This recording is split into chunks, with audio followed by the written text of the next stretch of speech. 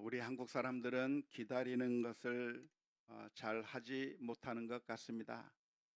빨리빨리에 익숙해져 있는 우리 한국 사람들이기 때문에 빨리빨리 해야만 직성이 풀리는 그런 DNA가 우리들에게 있는데요. 왜 이런 습성들이 우리들에게 생겼을까 생각해 보면 아마도 과거에 조금만 지체하거나 조금만 기다렸다가는 내 것이 없었던 그 시절의 경험 때문이 아니었을까 생각이 듭니다. 먼저 가서 차지하지 아니하고 먼저 가서 내 것을 확보하지 아니하면 나중에 갔다가는 내 것이 없을 수 있다고 하는 그런 불안한 상태에서 어쩌면 우리가 자라고 훈련을 받았기 때문에 그래서 우리들은 늘 조급하고 무엇인가 빨리 하지 아니하면 안 되는 그런 불안감이 우리 한국 사람들의 마음속 깊은 곳에 자리 잡고 있는 것이 아닐까 생각이 듭니다. 하지만 사실 한국 사람뿐만이 아니라 모든 사람들의 특징이기도 합니다.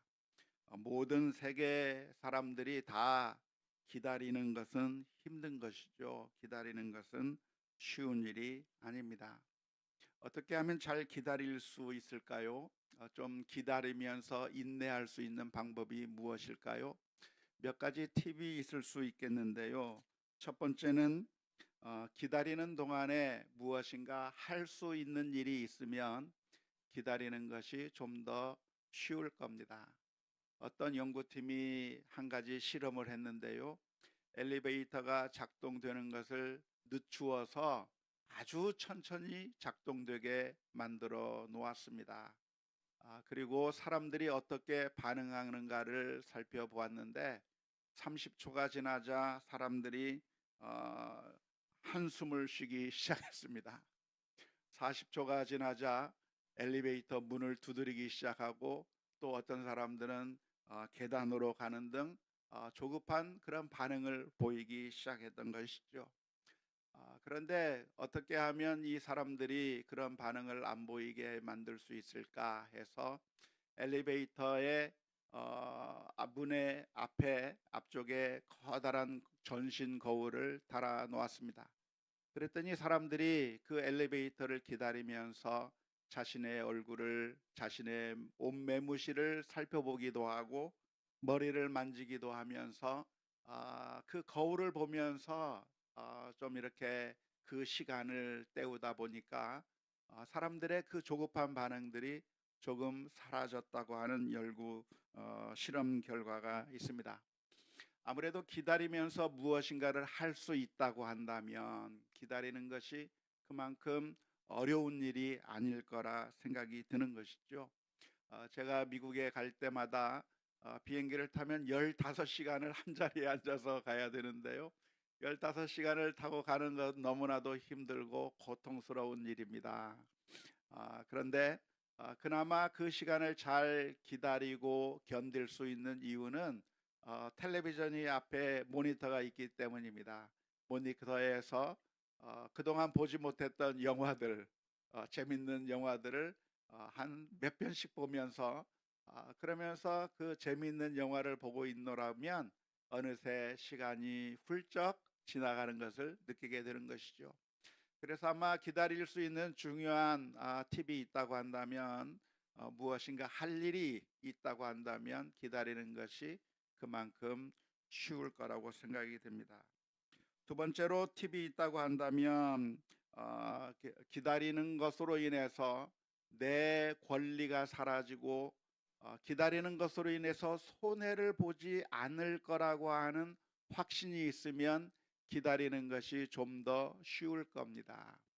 기다려서 늦게 갔더니 먹을 것이 다 사라져 버리고 기다렸다가 늦게 갔더니 아무것도 얻지 못하는 그런 결과가 있을 거라고 하는 그런 생각이 지배적이면 기다리는 것이가 쉽지 않은 것이죠.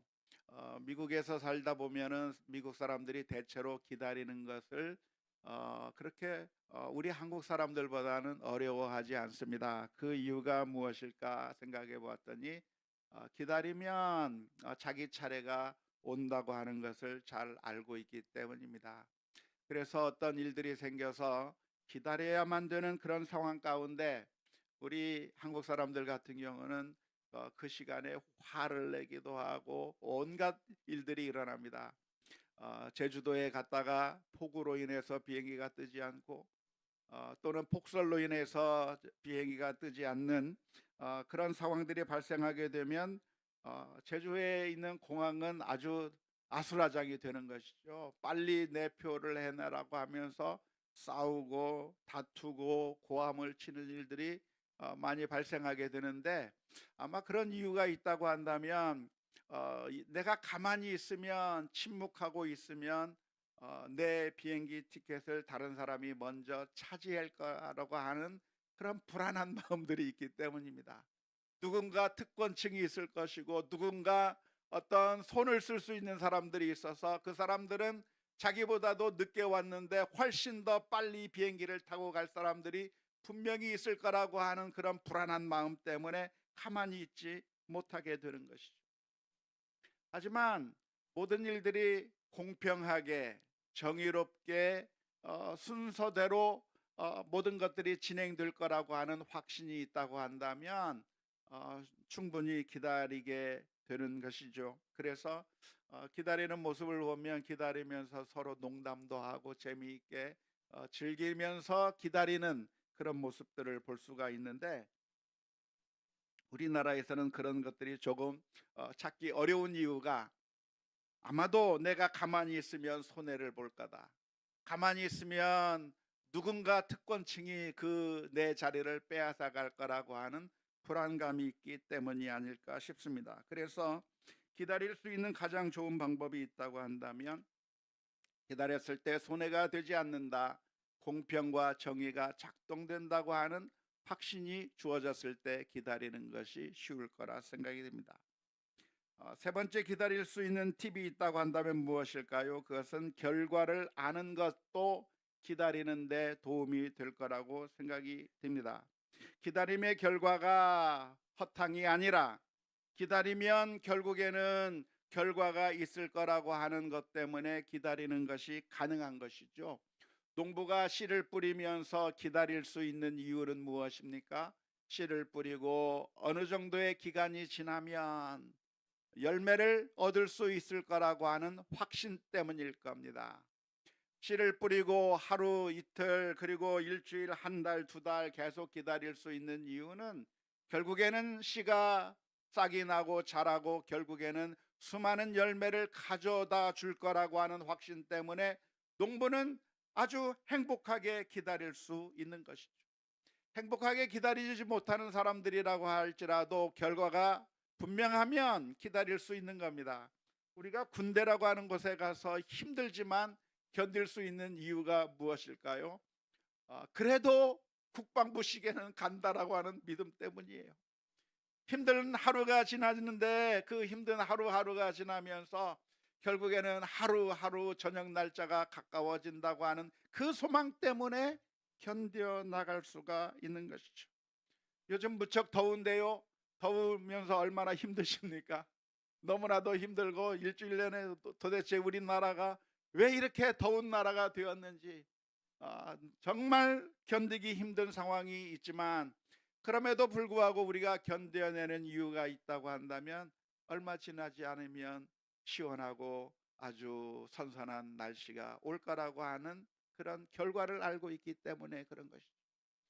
이제 조금만 있으면 추석이 올 것이고, 이제 조금만 있으면 이제는 춥다고 할 때가 올 거라고 하는 것을 확실히 알기 때문에 견딜 수가 있는 것이죠. 갈라디아서 6장 9절의 말씀은 이렇게 표현하고 있습니다. 우리가 선을 행하되 낙심하지 말지니 포기하지 아니하면 때가 이름에 거두리라. 우리가 믿음으로 살면서 선을 행하면서 살면서, 그런데 이 세상은 악이 판치는 것 같고 정의는 꺾어진 것 같고 오히려 악한 사람들은 더 잘 사는 것처럼 보이는 이런 불합리한 세상 가운데서도 우리가 견딜 수 있는 이유가 무엇인가? 성경은 가르쳐 주기를 포기하지 아니하고 우리가 기다리며 선을 행한다고 한다면 결국에 하나님께서 선을 이루실 것이고 결과를 얻게 할 거라고 하는 하나님에 대한 믿음 때문에 우리가 기다릴 수가 있는 것이죠. 그런데 오늘은 기다리다 못해 잘못을 저지른 이스라엘 민족의 이야기를 살펴보게 되었습니다. 모세가 시내산에 올라가서 십계명을 받았다고 하는 이야기를 지난주에 살펴본 적이 있는데요. 모세가 시내산 위에 올라가서 하나님과 대면하며 하나님으로부터 십계명을 받을 때 모세는 얼마나 기뻤을까요? 얼마나 행복했을까요? 하나님을 만난다고 하는 것 자체도 기쁜 일이 되겠지만, 그러나 그 십계명을 받아든 순간 이 모세의 마음이 얼마나 좋았겠습니까? 그 옛날 저 애굽 땅에서 바로의 그 끔찍한 법에서 살았던 그 시절이 지나고 이제는 하나님께서 우리를 향해서 베풀어 주시는 그 은혜의 법, 축복의 법, 우리를 행복하게 만들어주는 그 법을 볼 때 얼마나 기쁨과 감사 가운데 그 기간을 시내산 위에서 보냈을까 우리가 충분히 생각해 볼 수 있을 것입니다. 하지만 밑에서 기다리고 있던 이스라엘 민족은 그렇지 못했습니다. 모세가 산속으로 들어갔는데, 그래서 하나님을 만난다고 하고 그 산 위에는 아무도 올라오지 못하도록 그렇게 만들어 놓았는데, 그 산으로 올라간 모세는 시간이 지나도 돌아오지 않는 겁니다. 하루 이틀 정도가 아니라 40일이라고 하는 긴 시간이 지났는데도 이 모세가 돌아오지 않는 그 모습을 보게 될 때 이스라엘 민족은 기다리다가 지쳐버리고 말았습니다. 왜 모세가 돌아오지 않는 것일까? 우리들을 여기까지 인도했던 지도자가 왜 오지 않는 것일까? 이스라엘 민족들은 불안감에 휩싸이기 시작했습니다. 기다리다가 지친 이유가 무엇일까요? 할 일이 없었을 것 같아요. 또 모세가 오지 않으면 망할 수 있을 거라고 하는 그런 불안한 마음이 그들의 마음 가운데 있었을 겁니다. 반드시 돌아올 거라고 하는 결과에 대한 확신이 없었기 때문에 그렇게 지쳤을 것 같습니다. 그래서 이스라엘 민족은 불안한 마음에 아론에게 달려가서 우상을 만들어 달라고 요구하기 시작한 것이죠. 이러다가 죽는 것이 아닐까? 내 인생이 이러다가 끝장나는 것이 아닐까? 내가 원하는 이것이 해결되지 않고 기다리고 또 기다리고 또 기다렸는데 아무런 결과가 없는 것 같은 그런 상황 가운데 있을 때 이스라엘 민족들이 생각해낸 것은 우상을 만드는 것이었습니다. 출애굽기 32장 1절 말씀에 이렇게 기록합니다. 백성이 모세가 산에서 내려옴이 더딤을 보고 모여 백성이 아론에게 이르러 말하되 일어나라. 뭔가를 하라는 것이죠. 우리를 위하여 우리를 인도할 신을 만들라. 이 모세 곧 우리를 애굽 땅에서 인도하여 낸 사람은 어찌 되었는지 알지 못함이니라. 기다리다가 모세를 기다리다가 돌아오지 않는 그 모세 때문에 이 이스라엘 민족들은 불안한 마음 가운데 어떤 생각을 하게 되었냐면 모세를 대신할, 우리를 인도할 그런 우상을 만들어 달라고 그렇게 아론에게 요청하게 되었는데요. 이러한 요청은 우리가 잘 아는 것처럼 잘못된 요청이라 하겠습니다. 바른 판단이라고 말할 수가 없는 것이죠. 지금 이 상황 가운데서 이스라엘 민족이 불안감을 느끼고 모세가 없어졌다고 하는 사실 때문에 공황스러운 그런 상태로, 패닉한 상태로 들어가게 되는 것이 당연할 거라고 생각하십니까? 이런 불안한 마음을 표출하는 것이 당연한 것이라고 생각하십니까? 그렇지 않습니다. 왜 이스라엘 민족은 이 순간에 불안해하지 말아야 됐습니까? 왜 이런 말을 해서는 안 된 것이라고 생각할 수가 있겠습니까? 그것은 지금 이스라엘 민족 가운데 구름 기둥과 불 기둥이 있기 때문이에요.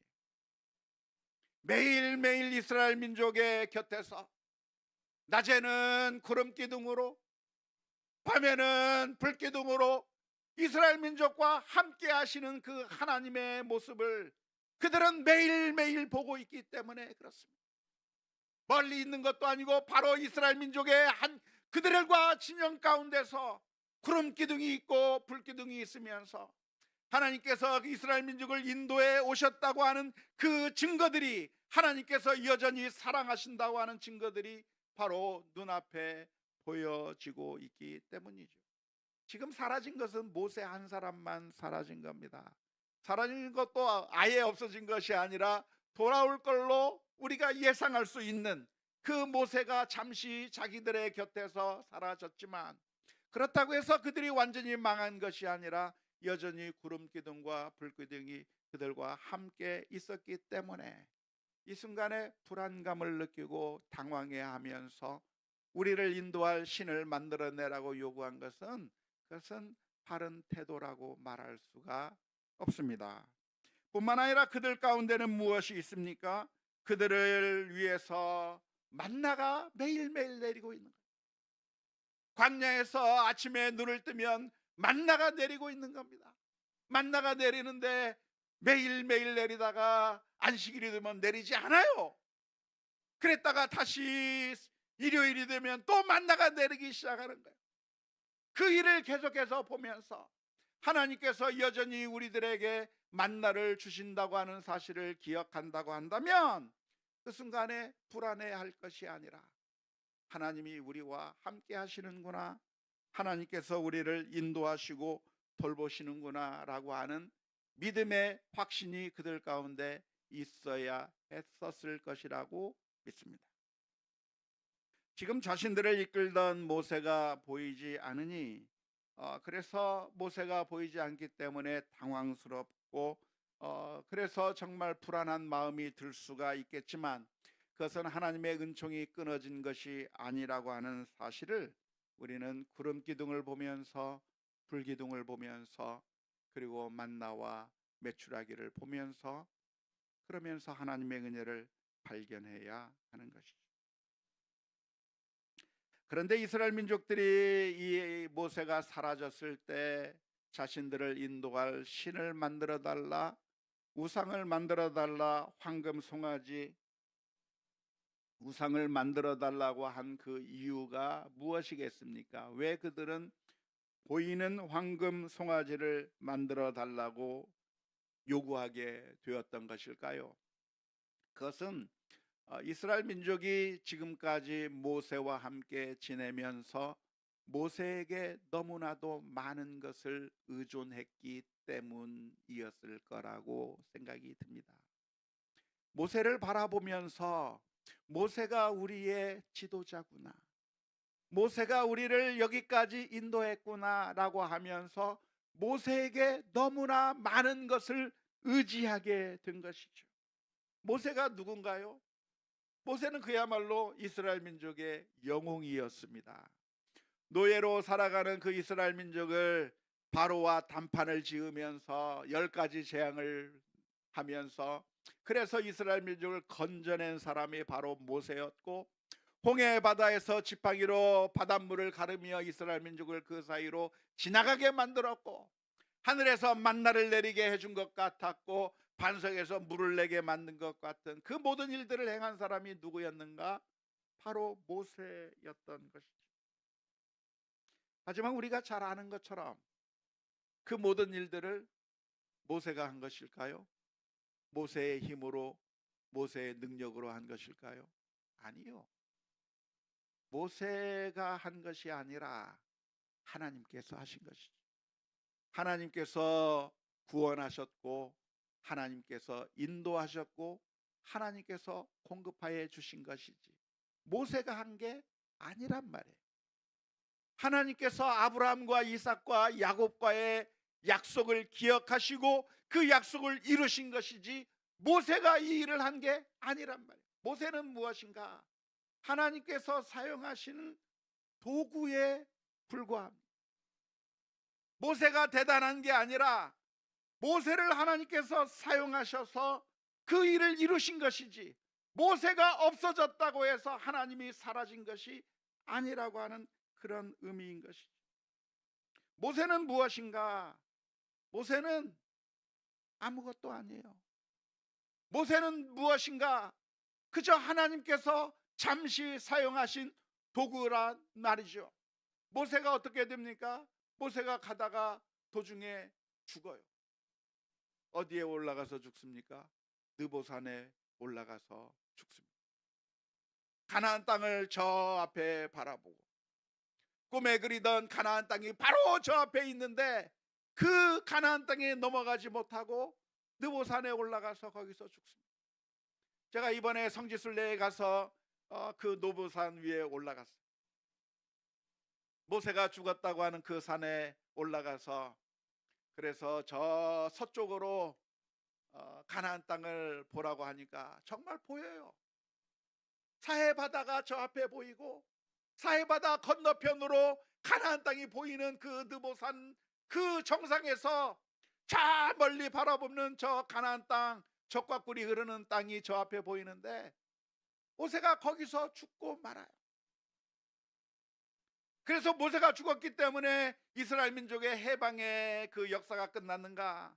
가나안 땅으로 들어가는 것이 끝났는가? 그게 아니라 모세는 죽었지만 하나님께서 여호수아를 사용하셔서 그 여호수아를 이용하셔서 가나안 땅으로 인도해 드리신 것입니다. 이스라엘 민족의 구원이 누구로부터 말미암았는가? 아론, 모세와 아론을 통해서 이루어진 것이 아니라 하나님께서 직접 하신 것이고, 모세는 무엇인가? 사실 아무것도 아닌 것이죠. 예전에 우리 교회에서 복화술로 메시지를 전해 주었던 안재우 소장이 오신 적이 있습니다. 기억이 나십니까? 그때 나왔던 장면 한번 보실까요? 예, 안재우 소장이 와서 저 인형을 가지고, 깡여사 인형을 가지고 재미있게 복화술을 했었는데요. 이 안재우 소장이 그 인형을 가지고 막 하다가 그 안재우 소장이 그 손을 그 인형에서 뺐어요. 그랬더니 어떻게 되던가요? 그 인형이 아무 말도 안 하는 거예요. 아무렇게 움직이지도 않는 거예요. 그냥 가만히 있는 거예요. 깡여사가 움직이는 것처럼 보였지만, 말을 하는 것처럼 보였지만, 그 안재우 소장이 말을 한 거였고 움직인 거였고 그것에 따라 움직인 것처럼 보였을 뿐이지 아무것도 아니었던 거죠. 아무런 생명이 그 안에 없는 것이죠. 이와 마찬가지로 모세라고 하는 것은 무엇인가? 모세는 깡여사와 같은 거예요. 하나님께서 잠시 그때에 잠시 붙들어 쓰신 사람이었을 뿐이지, 모세가 지금 자신들의 앞에서 사라졌다고 해서 하나님의 은총이 사라졌는가? 그게 아니라고 하는 사실을 망각해 버린 것이죠. 안타깝게도 우리는 늘 하나님을 바라보는 것이 아니라 하나님께서 사용하시는 도구들을 바라보면서 그 도구에 열광할 때가 많습니다. 모세가 사용했던 지팡이에 열광하고 하나님께서 사용하셨던 언약궤에 열광하기도 하고 하나님을 예배하던 장소인 성전이라고 하는 건물에 열광하기도 하고 바울 사도가 사용했던 그 수건에 열광할 때가 있는 것이죠. 그게 어쩌면 우리 인생들의 약점이라고 할 수가 있습니다. 중세시대 때 사람들은 성경의 유물들에 대한 관심들이 정말 많았습니다. 성지에 대한 관심, 성물에 대한 관심들이 정말 많았죠. 그래서 중세시대의 사람들은 어떻게 했냐면 예수님 당시에 예수님께서 사용했던 것들을 찾으려고 부단히 많은 노력을 했습니다. 예를 들자면 예수님과 제자들이 성만찬을 하면서 마셨던 그 성배, 그 컵을 찾기 위해서 부단한 노력을 했어요. 예수님이 십자가에 못 박혀 죽으실 때 입었던 그 옷, 그 벗었던 그 옷을 찾으려고 부단한 노력을 했어요. 예수님께서 묻혔다고 하는 그 무덤이 어딘가에 굉장히 많은 관심을 가졌어요. 왜 이런 관심을 가졌을까요? 중세시대 때 사람들, 지금도 그런 것들이 천주교에 많이 남아 있지만, 그 사람들의 생각이 무엇이냐면, 우리가 하나님 앞에 기도할 때 무엇을 가지고 기도하는 것이 더 하나님께서 더 응답을 잘해 주실 것인가? 이런 예수님이 입었던 그 옷 앞에서 기도하고, 예수님께서 사용하셨던 그 포도주 잔을 붙들고 기도하고, 예수님께서 그 당시 묻혔던 무덤에서 기도하면 하나님께서 우리의 기도에 더 많이 응답해 주시지 않을까? 그런 유물들에 대한 관심들이 굉장히 많아서 십자군 전쟁을 통해서 성지를 탈환하려고 했었고, 그런 운동들이 많이 일어난 것이죠. 성지순례에 갔더니 지금 이스라엘의 그 성지 유적마다 기념교회들이 세워져 있고, 그 기념교회 안에서 수많은 종파가 와서 예배를 계속 드리고 있어요. 그 의미가 뭐냐면, 우리가 다른 곳에서 예배 드리거나 다른 곳에서 기도하는 것보다 바로 이 성전의 유물, 예수님께서 직접 밟았던 그 땅, 거기서 기도하면 하나님께서 더 기도에 응답해 주지 않겠느냐라고 하는 잘못된 생각에서 자꾸만 그런 곳에서 예배를 드리려고 하는 그런 일들이 벌어지고 있는 것이죠. 거기 와 있던 종파들을 보니까 다 좀 약간 잘못된 그런 종파들이 다 거기에 와서 그렇게 예배를 드리고 있는 모습을 볼 수가 있습니다. 칼빈 개혁주의 교단들은 하나도 거기에 없어요. 왜냐하면 우리가 볼 때, 하나님의 말씀을 통해서 우리가 볼 때 그 모든 것들이 무엇인가? 하나님께서 잠시 사용하셨던 도구에 불과한 것이고, 그 도구들은 하나님이 없으면 아무 의미가 없다고 하는 것을 분명히 알기 때문에 그런 것이죠. 모세가 무엇인가? 모세가 사라져도 괜찮은 거예요. 안 와도 아무 문제가 없는 거예요. 왜? 여전히 하나님은 계시니까. 여전히 하나님은 우리를 사랑하고 계시기 때문입니다.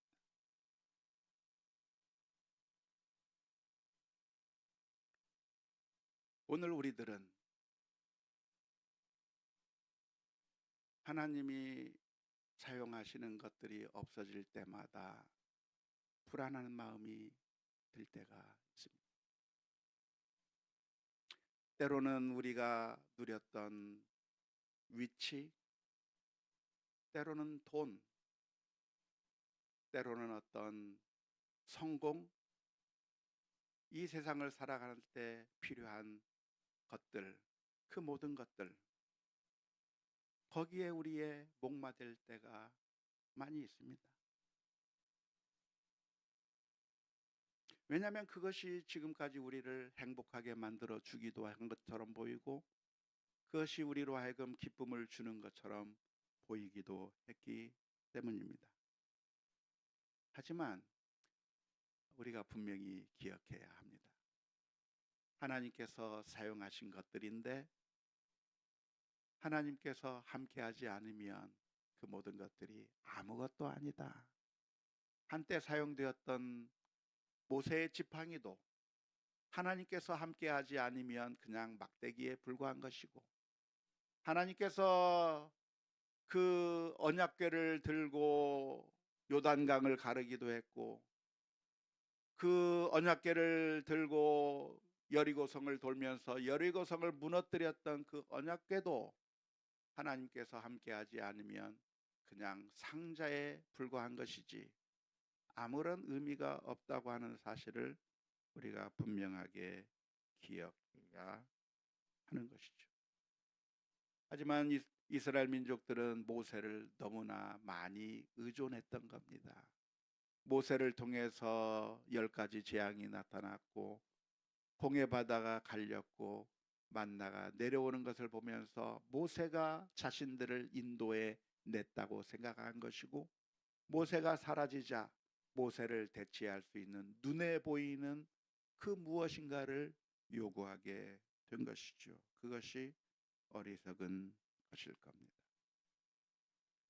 사랑하는 성도 여러분, 우리의 인생길에 모세가 사라지는 일들이 반드시 옵니다.